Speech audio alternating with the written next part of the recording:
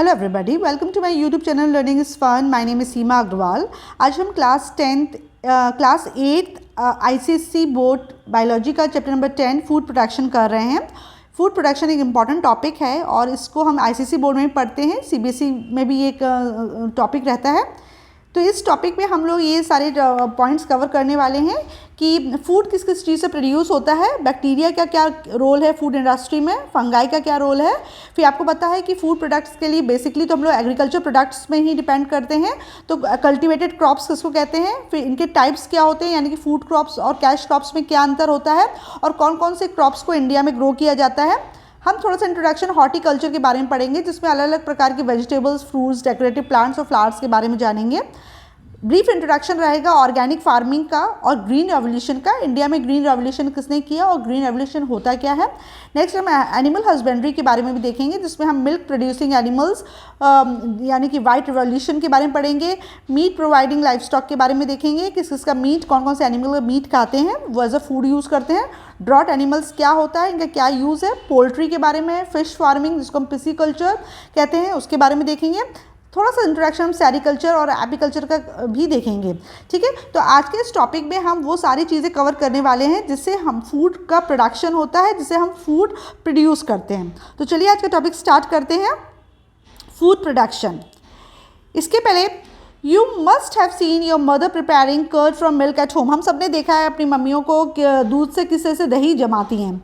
Have you ever wondered why she adds a small amount of curd in the milk, how does milk turn into curd, think about it, है ना। तो इन्होंने एक question पूछा है कि किस तरीके से दूध से दही जम जाता है, और जब भी दूध से दही जमाते हैं तो दूध में थोड़ा सा पहले से जमा हुआ दही का 1 चम्मच उसमें मिला देते हैं, उसके बाद 3-4 घंटे के लिए दूध रख देते हैं, तो फिर दूध दही में कन्वर्ट हो जाता है। तो ये दही जो 1 चम्मच आपने दही मिलाया, वो क्यों मिलाया, जिसको हम हिंदी में जामन कहते हैं, तो ये क्यों लगाते हैं, इसके बारे में हम देखते हैं, ठीक है। तो टॉपिक को स्टार्ट करने के लिए एक पहले वार्म अप एक्टिविटी हम लोग देखते हैं। Identify the crops from the pictures shown below, name the Indian states where they grow well, है ना। ये पिक्चर्स दी गई हैं, इससे हमको आइडेंटिफाई करना है कि कौन कौन से क्रॉप्स हैं। तो पहली पिक्चर में तो क्लियरली दिख रहा है, ये टी प्लांटेशन दिखा रहे हैं, और टी प्लांटेशन कौन से स्टेट में होता है, जैसे हमने असम में देखा है ना। शुगर केन, नेक्स्ट पिक्चर में शुगर केन दिख रहा है, ये अधिकतर पंजाब, यूपी, हरियाणा में होता है। थर्ड पिक्चर में हमको राइस लग रहा है कि राइस कल्टीवेट कर रहे हैं, और राइस आपको पता है वेस्ट बंगाल में होता है, ठीक है। A large number of food crops such as wheat, rice, maize, millets, fruits and vegetables, etc. are cultivated to sustain the huge population of mankind. इतना ज़्यादा पॉपुलेशन है, इतने सारे लोग हैं, इनकी फूड रिक्वायरमेंट को ध्यान में रखते हुए बहुत सारे फूड क्रॉप्स को उगाया जाता है। और जो हम लोग खाते हैं वो गेहूँ होता है, चावल होता है, मेज़ यानी कि मक्का होता है, मिलेट्स यानी कि बाजरा, ज्वार बाजरा वगैरह होता है, और बहुत प्रकार के फ्रूट्स और वेजिटेबल्स होते हैं जिसको खा के हम लोग अपनी भूख को मिटाते हैं। Along with plants, animals also serve as a source of food such as milk, eggs, meat etcetera. Plants तो हम खाते ही खाते हैं, साथ साथ में बहुत सारे जो नॉन वेजिटेरियंस होते हैं वो इसके प्लांट प्रोडक्ट के साथ साथ मिल्क, एग, मीट वगैरह भी लेते हैं। तो बेसिकली हम अपने फूड रिक्वायरमेंट के लिए प्लांट्स में और एनिमल्स पर डिपेंड करते हैं, इसलिए इस टॉपिक में इन दोनों पॉइंट्स को कवर किया गया है कि प्लांट से हम लोग कौन कौन से फूड मटेरियल को प्रोड्यूस करते हैं, और एनिमल्स, कौन से एनिमल्स हमारे फूड प्रोडक्शन में इस्तेमाल होते हैं। Some microorganism also serve as a significant source of food. Animals और प्लांट्स तो होते ही हैं, लेकिन कुछ माइक्रो ऑर्गेनिज्म जैसे कि बैक्टीरिया या फंगाई का भी इस्तेमाल हम अपने फूड मैन्युफैक्चरिंग में करते हैं। Food production is a complex process that involves various aspects from the cultivation of food to its distribution. जो food production है वो एक complex process है जिसमें बहुत सारे aspects का involvement होता है, मतलब भोजन को उगाने से लेकर उसका डिस्ट्रीब्यूशन तक, मतलब किस तरीके से आप अपनी क्रॉप को कल्टीवेट करेंगे, उसके बाद आप एक बार आपकी क्रॉप तैयार हो जाएगी तो आप उसको हार्वेस्ट करके किस तरीके से मार्केट तक पहुंचाएंगे ताकि आपका क्रॉप अल्टीमेट कंज्यूमर तक पहुंच सके, इसके बारे में हम देखेंगे। Let us learn about food production process by some major food sources. तो चलो हम कुछ मेजर फूड सोर्सेज के बारे में डिटेल में डिस्कस करते हैं। सबसे पहले हम कवर करते हैं first topic, food from micro organism. Micro organism से हम कौन कौन सा फूड बनाते हैं, प्रोड्यूस करते हैं, वो देखते हैं, या किस तरीके से माइक्रो ऑर्गेनिज्म हेल्प करते हैं फूड प्रोडक्शन में। आपको पता है माइक्रो ऑर्गेनिज्म क्या होते हैं? माइक्रो ऑर्गेनिज्म इतने छोटे ऑर्गेनिज्म होते हैं जिनको हम अपनी नेकेड आई यानी खुली आंख से नहीं देख सकते हैं। इनको आप सिर्फ और सिर्फ माइक्रोस्कोप के द्वारा ही देख सकते हो। लास्ट चैप्टर हमने डिजीज़ वाले चैप्टर में पढ़ा था कि कुछ माइक्रो ऑर्गेनिज्म क्या होते हैं, हार्मफुल होते हैं और जो डिजीज़ प्रोड्यूस करते हैं, है ना। बहुत सारे बैक्टीरिया, वायरसेस ऐसे होते हैं जिससे हमको बीमारी लग जाती है। लेकिन कुछ माइक्रो ऑर्गेनिज्म ऐसे होते हैं जो आपके लिए यूज़फुल भी होते हैं और जो आपकी फूड इंडस्ट्रीज़ में काम में आते हैं। ये कौन से होते हैं? ये बैक्टीरिया और फंगाई होते हैं जिसका इस्तेमाल हम अपनी फूड इंडस्ट्री में करते हैं, राइट। तो आज हम उन माइक्रो ऑर्गेनिज्म के बारे में जानेंगे जिनका इस्तेमाल फूड इंडस्ट्रीज़ में होता है फूड प्रोडक्शन के द्वारा, ठीक है। मेन हमारे सिलेबस में 2 ही ऑर्गेनिज्म हैं जिसको हमको कवर करना है, एक है बैक्टीरिया और दूसरा फंगाई। तो ठीक है, देखते हैं हम। Bacteria are microscopic single celled organism which are present in various shapes. Bacteria बहुत छोटे होते हैं, माइक्रोस्कोपिक होते हैं, यानी कि विदाउट माइक्रोस्कोप आप बैक्टीरिया को नहीं देख सकते हो। ये सिंगल सेल से बने रहते हैं, यानी कि यूनिसेलुलर रहते हैं। बैक्टीरिया के अलग अलग शेप होते हैं। जो राउंड बैक्टीरिया होता है वो कॉकस कहलाता है, रॉड शेप बैक्टीरिया होता है वो बैसिलस कहलाता है, कॉमा शेप्ड होता है तो विब्रियो कहलाता है, स्पायरल शेप बैक्टीरिया को हम स्पायरलम कहते हैं। तो अलग अलग शेप वाले बैक्टीरिया का अलग अलग नाम है। राउंड शेप होता है, रॉड शेप होता है, कॉमा शेप होता है या स्पायरल शेप होता है, और इन सबके अलग अलग नाम हैं। They are used in various process of food production. तो इन बैक्टीरिया का इस्तेमाल हम अलग अलग फूड प्रोडक्शन के प्रोसेस में करते हैं। जैसे कि उन्होंने स्टार्टिंग में आपसे क्वेश्चन पूछा था किस तरह से दूध से दही बनता है, तो उसी को इन्होंने एक्सप्लेन किया है। मेकिंग ऑफ कर्ड में बैक्टीरिया क्या रोल रहता है। Curd, a popular dairy product consumed worldwide, is prepared from milk. Curd जो है एक पॉपुलर डेयरी प्रोडक्ट है, अधिकतर घरों में कर्ड का इस्तेमाल होता है। कर्ड मतलब होता है दही, है ना। दही का इस्तेमाल अधिकतर घरों में होता है और दही आपको पता है दूध से बनता है। जो दही होता है उसमें एक बैक्टीरिया होता है जिसको हम कहते हैं लैक्टोबैसिलस। याद रखना, ये बैक्टीरिया का नाम पूछा जाता है कि दही में या कर्ड में कौन सा बैक्टीरिया पाया जाता है, लैक्टोबैसिलस पाया जाता है। और लैक्टोबैसिलस क्या होता है? एक लैक्टिक एसिड का बैक्टीरिया होता है, जैसे आप इस डायग्राम में देख रहे हो, ये लैक्टोबैसिलस होता है, रॉड शेप बैक्टीरिया होता है। When curd is added as an inoculum to the milk at an optimum temperature of 30 to 40 degrees Celsius, these bacteria undergo anaerobic respiration and begin to multiply. क्या होता है जब आप heat को थोड़ा warm करते हो, मतलब मिल्क को थोड़ा वार्म करते हो, यानी मिल्क का टेम्परेचर आप करीब 30 to 40 डिग्री सेल्सियस मेंटेन करते हो, मतलब दूध को गर्म कर रहे हो, उबालना नहीं है, लेकिन आपको दूध को गर्म करना है ताकि उसका टेम्परेचर करीब 30 डिग्री से 40 डिग्री सेल्सियस के बीच में हो जाए। अब ऐसे गर्म दूध में अगर आप 1 चम्मच दही डालोगे तो क्या होगा? उस दही के अंदर लैक्टोबैसिलस है। ये लैक्टोबैसिलस बैक्टीरिया जैसे ही इस गर्म दूध के अंदर जाते हैं तो ये तेज़ी से मल्टीप्लाई करने लगते हैं एनारोबिक रेस्पिरेशन के द्वारा। एनारोबिक रेस्पिरेशन क्या होता है? एनारोबिक रेस्पिरेशन वो रेस्पिरेशन होता है जिसमें ऑक्सीजन का इस्तेमाल नहीं होता है, यानी कि respiration which takes place in the absence of oxygen is called anaerobic respiration. तो ये जो लैक्टोबैसिलस बैक्टीरिया हैं जैसे ही वार्म मिल्क में जाते हैं, ऐड करते हैं, तो एनारोबिक रेस्पिरेशन के द्वारा ये तेज़ी से मल्टीप्लाई करने लगते हैं। और जब ये तेज़ी से मल्टीप्लाई करते हैं तो जो मिल्क में लैक्टोज शुगर प्रेजेंट है उसको ये कन्वर्ट करते हैं लैक्टिक एसिड। इसी लैक्टिक एसिड से इनका नाम आया है लैक्टोबैसिलस, ठीक है। तो मिल्क के अंदर लैक्टोज शुगर प्रेजेंट रहती है। जब ये लैक्टोबैसिलस बैक्टीरिया उसके अंदर मल्टीप्लाई करते हैं तो वो तेज़ी से मिल्क का लैक्टोज शुगर को लैक्टिक एसिड में कन्वर्ट कर देते हैं, जिसकी वजह से आपका जो मिल्क का एसिडिफिकेशन हो जाता है और मिल्क कोगुलेट करके क्या बन जाता है? कर्ड बन जाता है। मिल्क के अंदर एक प्रोटीन पाया जाता है जिसको हम केसिन कहते हैं। ये केसिन का कोगुलेशन हो जाता है इस एसिडिफिकेशन की वजह से, जिसकी वजह से मिल्क आपका कर्ड में कन्वर्ट हो जाता है। The process of conversion of milk into curd is known as curdling of milk. और ये प्रोसेस जिसमें तुम्हारा दूध दही में कन्वर्ट हो गया उसको कर्डलिंग ऑफ मिल्क कहते हैं। फिर से देखो, जब ये प्रोसेस होता है तो क्या होता है? लैक्टोज शुगर जो मिल्क में प्रेजेंट है वो लैक्टिक एसिड में कन्वर्ट हो जाती है। जब लैक्टिक एसिड बनता है तो वो मिल्क एसिडिफाई हो गया, चूंकि मिल्क एसिडिफाई हो गया तो मिल्क के अंदर जो प्रोटीन है जिसका नाम है केजिन वो कोगुलेट हो जाएगा, मतलब इकट्ठा होना शुरू हो जाएगा, है। तो आप देखते हो लम्स से बन जाते हैं, दही के टुकड़े से होते हैं, ऐसे लम्स से बन जाते हैं। जबकि मिल्क तो तुम्हारा लिक्विड है तो मिल्क तो फ्लो ही होता है, लेकिन जब मिल्क दही में कन्वर्ट होता है तो मिल्क दही में आपको ऐसे लम्स से दिखते हैं, ऐसे, है ना। तो वो क्या कहता है, वो यानी कि मिल्क का जो प्रोटीन है केसिन वो कोगुलेट हो गया है, वो जम गया है और दूध तुम्हारा दही में कन्वर्ट हो जाता है, और इसी प्रोसेस को हम कर्डलिंग ऑफ मिल्क कहते हैं, ठीक है।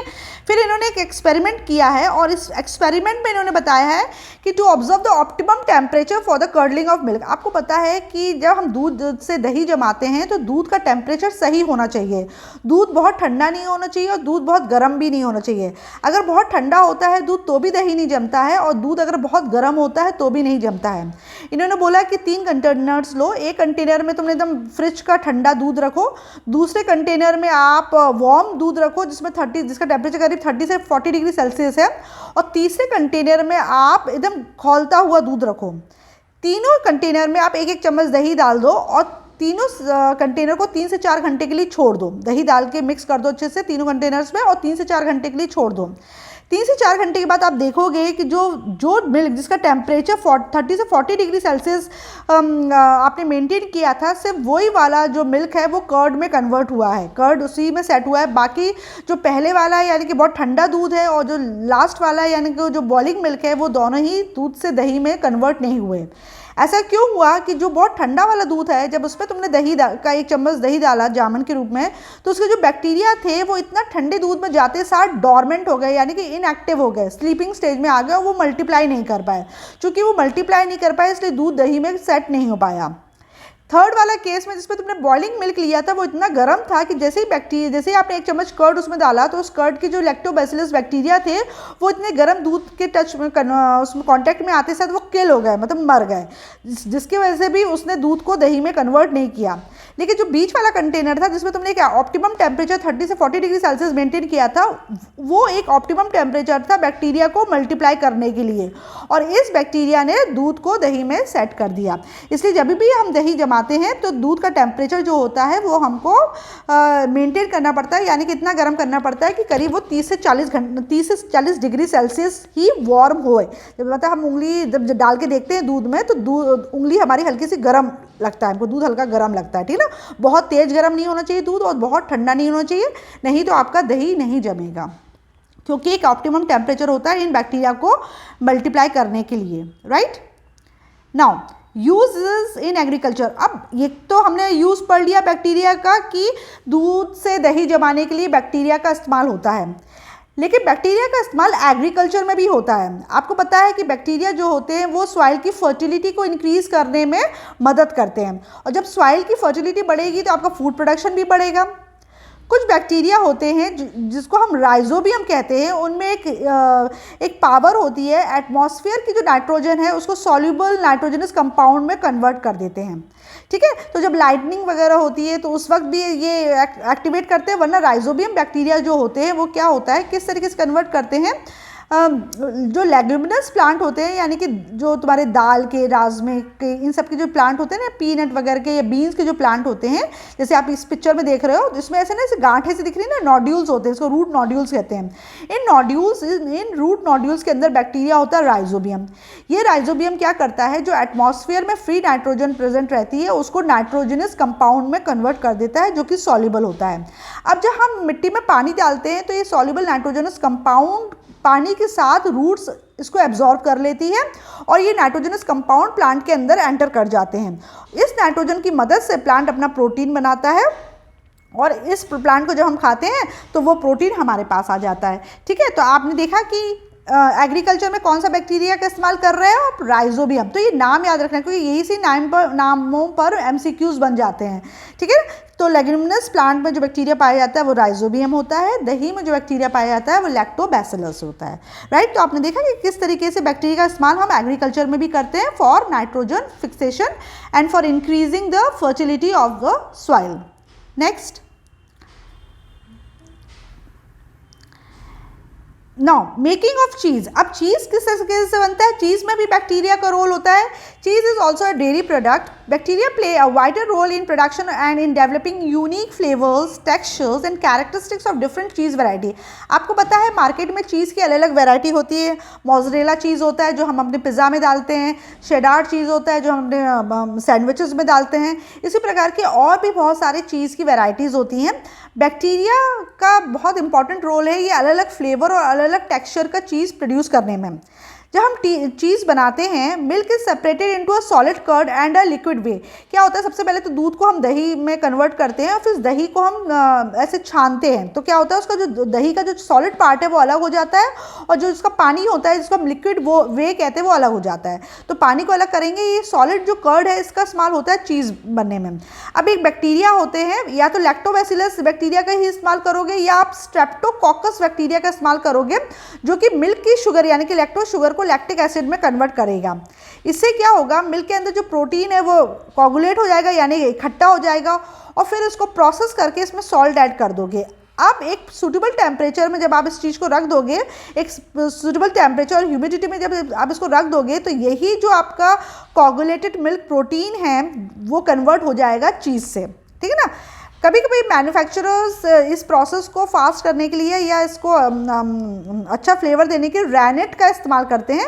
रैनेट क्या होता है, एक प्रोटीन डाइजेस्टिव एंजाइम्स है जो यंग कैटल के स्टमक में पाया जाता है. जैसे गाय के जो बछड़ा वगैरह होता है ना, उसके स्टमक में एक प्रोटीन डाइजेस्टिव एंजाइम पाया जाता है रेने. इसकी मदद भी करते हैं चीज़ मेकिंग में. इससे क्या हो जाता है, जो तुम्हारा चीज़ होता है वो थिकन हो जाता है, मतलब तुम्हारा मिल्क जल्दी कर्डल हो जाएगा और चीज़ ज़्यादा मात्रा में बनता है. ठीक है ना. इट हेल्प्स इन थिकनिंग और curdling of the milk and thereby increases productivity. तो जब आप दूध में रेने मिला देते हो तो क्या होता है, दूध गाढ़ा हो जाता है और ज़्यादा क्वांटिटी में चीज़ बनता है. राइट. तो आपको समझ में आ गया कि चीज़ बनाने के लिए आपने कौन से बैक्टीरिया लिए, लैक्टोबैसिलस और स्ट्रेप्टोकोकस. आपने उसी तरीके से पहले दूध से दही जमाया, फिर आपने दही को छान दिया तो उसका जो लिक्विड है यानी कि लिक्विड वे है उसको अलग कर लिया और जो सॉलिड पार्ट है उसको आप एक सूटेबल टेम्परेचर और ह्यूमिडिटी में रख दोगे, थोड़ा सा रहने मिला दोगे ताकि ये प्रोसेस थोड़ा फास्ट हो जाए. और जो रहने हैं एक प्रोटीन डाइजेस्टिव एंजाइम है जो यंग कैटल के स्टमक में पाया जाता है और ये मिल्क को थिकन करने में हेल्पफुल होता है. Right. Other uses of bacteria in food industry. अभी तक हमने देखा कि बैक्टीरिया का इस्तेमाल दही में हुआ, एग्रीकल्चर में हुआ और चीज़ बनाने में हुआ.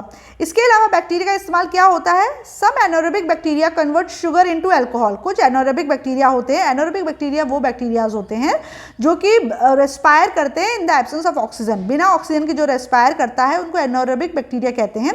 ये शुगर को अल्कोहल में कन्वर्ट कर देते हैं और जब वो शुगर को अल्कोहल में कन्वर्ट करते हैं तो कार्बन डाइऑक्साइड रिलीज होती है और इसी प्रोसेस को हम क्या कहते हैं, फर्मेंटेशन. ठीक है ना. तो fermentation is the process of converting sugar into alcohol with the release of carbon dioxide. Many bacterias are use in the manufacturing of alcoholic beverages by the process. तो इस तरीके से अल्कोहल बनाई जाती है. अल्कोहल यानी क्या होता है, शराब. तो जो अल्कोहल इंडस्ट्री होती है वो अल्कोहल बनाने के लिए बैक्टीरिया का इस्तेमाल करती है और इस बैक्टीरिया की मदद से वो शुगर को अल्कोहल में कन्वर्ट कर देती है और कार्बन डाइऑक्साइड रिलीज होती है. A group of bacteria called Acetobacter aceti converts alcohol into acetic acid. उसी तरीके से अल्कोहल्स को एसिटिक एसिड में कन्वर्ट करने के लिए एसोबैक्टर एसिटाई नाम का बैक्टीरिया का इस्तेमाल किया जाता है. This acetic acid is diluted to make vinegar. अब जो एसिटिक एसिड तैयार हो गया है इसमें पानी मिला के इस एसिटिक एसिड को विनेगर में कन्वर्ट कर देते हैं. और विनेगर आपको पता है एक बहुत कॉमन फूड प्रिजर्वेटिव है. हम लोग अपने अचार में, सॉस में विनेगर डालते हैं, है ना. हम लोग जो चाइनीज़ नूडल्स वगैरह बनाते हैं उसमें भी विनेगर का इस्तेमाल होता है. तो विनेगर किससे बनता है, एसिटिक एसिड को जो आप पतला कर देते हो तो विनेगर बनता है. और एसिटिक एसिड का कैसे बनता है, अल्कोहल से बनता है एसिटिक एसिड. आप अल्कोहल में एसिटोबैक्टर एसिटाई मिलाते हो तो वो अल्कोहल एसिटिक एसिड में कन्वर्ट हो जाता है. इस एसिटिक एसिड को जब आप डाइल्यूट कर देते हो तो विनेगर में कन्वर्ट होता है. उस विनेगर का इस्तेमाल हम फूड प्रिजर्वेटिव की तरह करते हैं. नेक्स्ट जो यूज़ है बैक्टीरिया का वो क्या है, certain bacteria act as a tea leaves acts on tea leaves by releasing enzymes that break down chlorophyll present in them.